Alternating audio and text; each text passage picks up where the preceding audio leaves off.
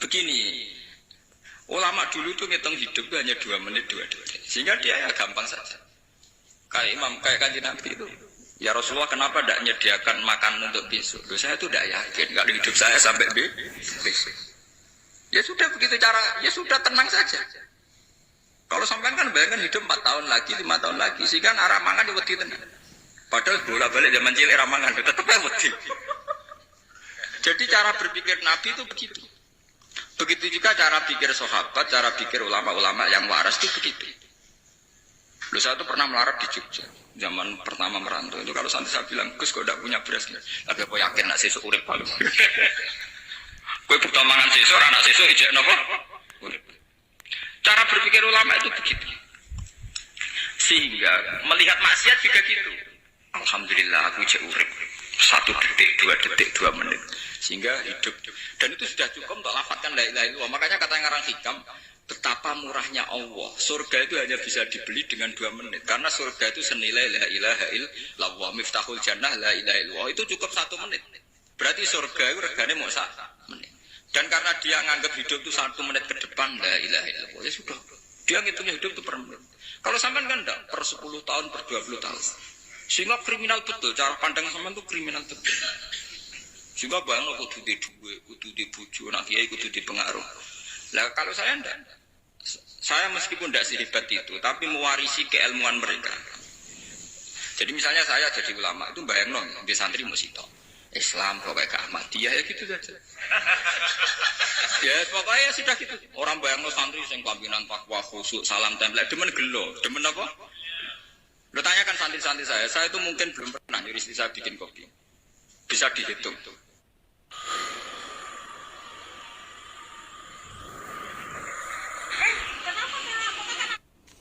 Karena saya itu sederhana saja. Misalnya saya pergi dari Jogja, ini yang nyata salah. Bayang lo bojo gue semaca, gawe no kopi, buka no lawang, malah kecewa.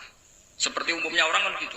Semerantau ada bayang no bojo gue nyambut, digawe no kopi, digodok no banyu hangat, teman. Bareng teko bojo no wangep, kukur-kukur. Karena tarifnya dia ideal, maka mudah kecewa kalau itu tidak terjadi. Nak kula mboten sebaiknya kaya Jogja pokoke bojoku cek uta Islam. Nak salat 5 bulan ya sudah gitu. Pakai standar-standar yang minimalis. Saya dari rumah bangun sampai ngaji ya, pokoknya ya melek terus ya sudah nak salat dem-dem napa. Mulane sudah gitu. Andai kan saya pakai standar maksimal, maka akan mudah kecewa. Rasulullah juga begitu. Rasulullah itu ngadepi Sayyidah Aisyah, itu ya begitu ngadepi Hasan Husain. Sehingga tidak ada cerita Nabi mudah kecewa. Karena Nabi bayangkan anak istrinya itu ya minimalis sekali, urusan dunia maksudnya minimalis sekali. Misalnya Nabi pagi-pagi tanya, ya Aisyah apa ada sarapan? Tidak ya Rasulullah, ya idzan asumu, kalau itu saya puasa. Kalau sampean, usul-usul orang juga no kopi, wedok opo, itu kan repot. Muni-muni itibak sunnah Rasul, tapi tidak pernah sampean mendekati sunnah Nabi Rasul. Sehingga ya tenang saja Nabi. Saya tuh alhamdulillah bisa niru dalam gitu-gitu tuh bisa. Makanya ini kiai muda paling jauh. Banyak kiai-kiai sepuh itu kalau urusan gitu konsultasi sama saya. Gus siapa pokai. Ini kalau dari sampai era dekar. Juga saya tidak pernah bayangkan apa tanggaku seneng aku atau orang ngaji aku kecil itu tidak pernah bayangkan. Sampai itu kan makhluk tidak penting. Kecewa tidak kecewa itu tidak penting. Saya itu orang alim ngerti ini warido kamat lubi ora warido kum. Yang tak gulai ridane pengeran antara ridane sing ngaji ridane konsumen. Itu apa makhluk tidak penting. Itu harus dilatih. Harus apa? Sehingga orang itu kalau biasa sholat, maksudnya biasa takluk ya Allah, mesti la'alla katardo, mesti gampang puas. Karena dia iktifak ngalap cukup be Allah Subhanahu wa ta'ala. Saya sebagai manusia juga sering ditangisi istri. Misalnya saya sering ke Jogja sendirian. Nah ninggalan nopo, ninggalan pemilih pengira.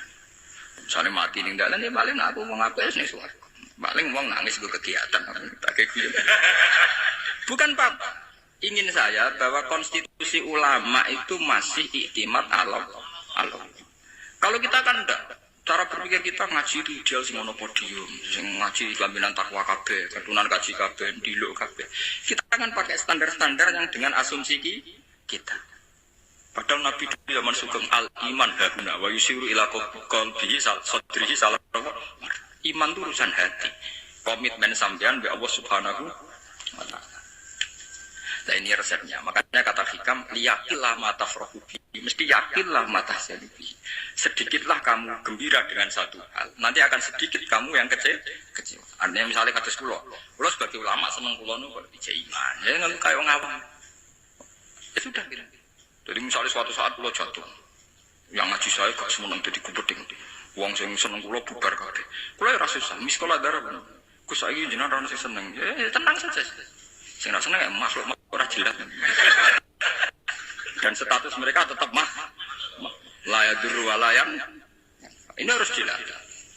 Sehingga Nabi itu ya meskipun beliau itu perang, sahabatnya meninggal ya tenang saja. Nabi cara berpikir yang meninggal mereka mati syahid, yang masih hidup dianggap berpotensi melakukan kebaikan. Sama tak warai resep-resep dari Rasulullah Shallallahu Alaihi Wasallam. Saya ini sebetulnya memaksa, menjelaskan ini maksa, karena saya inginnya jadi ulama yang kayak umumnya orang, tidak ideal amat. Tapi kan saya ditekdir ilmunya itu ideal, jadi terpaksa saya jelaskan. Tapi kalau perilaku saya tidak akan ideal. Soalnya ngawur, saake mari kufuri pengiran nganggur bolak balik cerita. Ada seorang wali, karena dia wali itu doa di multazam, ya Allah, saya ini minta satu hal. Karena dia wali maka tidak minta uang, tidak minta jabatan, minta engkau takdir saya tidak pernah maksiat. Itu kan bagus sekali, minta doa ditakdir gak maksiat kan ada. Dari pengiran malah jabe. Fa'ena ada ukufran. Karena tahu maksiat malah sifat ghafurku tak ada kok endi. Gamane pengiran kan sifat ghafurku rak nganggur. Malah tidak ada orang selain Nabi kecuali ditakdir tahu maksiat dan sifat ghafure pengiran efektif. Apa? Lara sampean kan ghafure kok nggo kabeh. Dadi karek sadidul ikop. Karena maksiate sampean sering. Jadi sifat ghafure wis berlaku aktif. Saya karek nunggu sifat sadidul ikop. Paham ya? Itu beda dengan wali-wali. Sifat sadidul ikop mau aktif mereka tidak punya malah pangeran bingung gak kok sifat ghafure. Apa ada kok ghafur atau dosa. Tidak kok sadidul ikop gak tahu maksiat. Jadi pangeran malah sing bingung. Nak kowe ora tau maksiat ghafur kok tak dakok ndi. Kok ora tau maksiat wong iku ora tau apa? Didakoki sadidul ikop gak mungkin atau maksiat. Lah pangeran ape dakok ghafur kan syaratnya dosa sik. Sampeyan kan walian. Ghafure wis dientekno. Keseringan kepake, paham ya? Karek nopo? Karek sadidul ikop. Ya itu memang standar Tuhan. Semua Quran itu kalau menyeritakan begitu. Nabi ibadi anni anal ghafurur rahim. Kaulaku ceritani aku ghafurur rahim. Tapi yo ceritani wa anna adabi wal adabul alim. Jadi Nabi ibadi anni anal ghafurur rahim wa anna adabi wal adabul alim.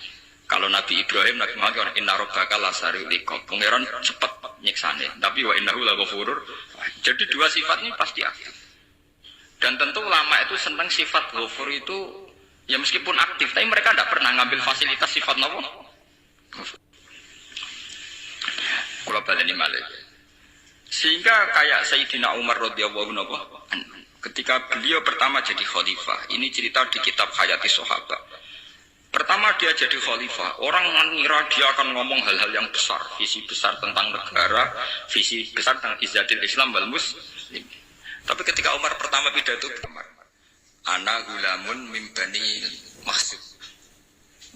Aqulu min kholati.